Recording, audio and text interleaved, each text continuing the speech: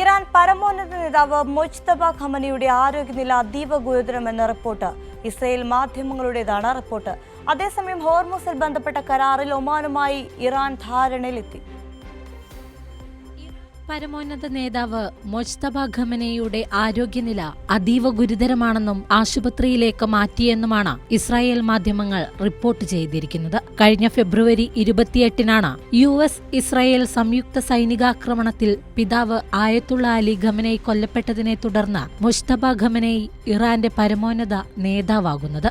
ഈ ആക്രമണത്തിൽ മുജ്തബ ഖമനൈക്കും ഗുരുതരമായി പരിക്കേറ്റിരുന്നുവെന്ന റിപ്പോർട്ടുകളുണ്ട്. ചുമതലയെ ഏറ്റെടുത്ത ശേഷം നാളിതുവരെയായും ഖമനൈ പൊതുവേദികളിൽ പ്രത്യക്ഷപ്പെട്ടിരുന്നില്ല. ഔദ്യോഗിക പ്രസ്താവനകളിലൂടെ മാത്രമാണ് അദ്ദേഹം ആശയവിനിമയം നടത്തിയിരുന്നത്. അടുത്തിടെ നടന്ന പിതാവിന്റെ സംസ്കാര ചടങ്ങുകളിൽ നിന്നും മുജ്തബ വിട്ടുനിന്നതും ഏറെ ചർച്ചയായിരുന്നു. സ്വന്തം പിതാവിന്റെ സംസ്കാര ചടങ്ങുകളിൽ മകനെത്താത്തത് മുജ്തബയുടെ അസാന്നിധ്യത്തെക്കുറിച്ചുള്ള ഊഹാപോഹങ്ങൾക്ക് ശക്തി പകരുകയായിരുന്നു. അതേസമയം പശ്ചിമേഷ്യയിൽ അമേരിക്കയും ഇസ്രയേലും പ്രകോപനവും ഭീഷണിയും തുടരുന്നതിനിടെ തന്ത്രപ്രധാനമായ ഹോർമുസ് കടലിടുക്കുമായി ബന്ധപ്പെട്ട് ഇറാൻ ഒമാനുമായി ധാരണയിലെത്തി.